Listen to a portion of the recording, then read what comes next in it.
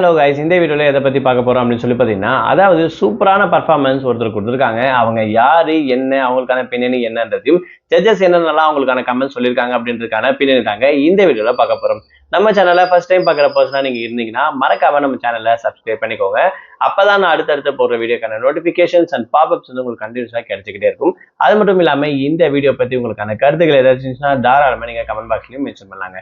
So ரீசெண்டா G தமிழ்ல நடந்திருக்கக்கூடிய ரொம்ப சூப்பரா கிராண்ட் லான்ச் ஓப்பனிங் ஒரு சிங்கிங் காம்படிஷன் ஷோ அப்படின்னு சொல்லலாம். சரிகமப்பா லிட்டில் சாம்ப் சீசன் 5 அப்படின்னு சொல்லக்கூடிய இந்த ஒரு சிங்கிங் காம்படிஷன் சொல்லலாம். ஸோ இதுல நிறைய ஸ்டேட், நிறைய டிஸ்ட்ரிக்ட்ல இருந்து வந்து பாத்தீங்கன்னா நிறைய பேர் பாட்டு பாடிட்டு வந்துட்டு இருக்காங்க ஜூனியர் லெவல் அப்படின்னு சொல்லிட்டு.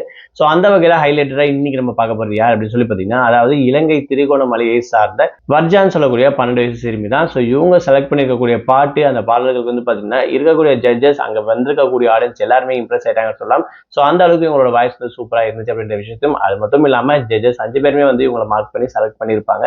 ஸோ உங்களோட வாய்ஸ் பிளஸ் இவங்களோட பர்ஃபார்மன்ஸ் அப்படின்னு சொல்லிட்டு எல்லாமே சூப்பரா இருந்துச்சு அப்படின்ற விஷயத்த வந்து பாத்தீங்கன்னா ஒவ்வொரு ஜட்ஜும் ஸ்பெசிஃபிக்கா சொல்லியிருப்பாங்க அப்படின்னு கூட சொல்லலாம். ஸோ இந்த மாதிரி நிறைய குழந்தைகள் இப்போ வந்து பாத்தீங்கன்னா அடுத்தடுத்து வந்துட்டே இருந்திருக்காங்க. அதாவது இந்த ஜி தமிழ் ஷோ அப்படின்னு சொல்லலாம்.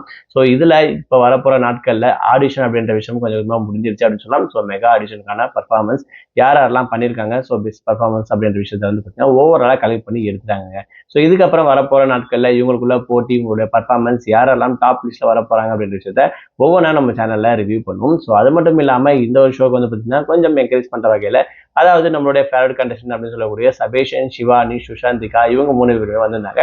ஸோ பார்க்க கொஞ்சம் என்ஜாய்மெண்ட்டாகவும் ஃபன்னாகவும் போச்சு அப்படின்னு கூட சொல்லலாம். ஸோ இவங்களோட கான்செப்டும் அடுத்தடுத்த ப்ரோக்ராமும் எங்கெங்கெல்லாம் நடக்குது அப்படின்ற விஷயத்த முடிஞ்ச வரைக்கும் டீட்டெயிலாக கலெக்ட் பண்ணிட்டு நான் உங்களுக்காக அப்டேட் பண்ணேன். ஸோ மறக்காம நம்ம சேனல்ல சப்போர்ட் பண்ணுங்க. ஸோ இந்த வீடியோ பத்தி உங்களுக்கான கருத்துக்கள் எதாச்சும் மறக்காம கமெண்ட் பாக்ஸ்லயும் மென்ஷன் பண்ணுங்க.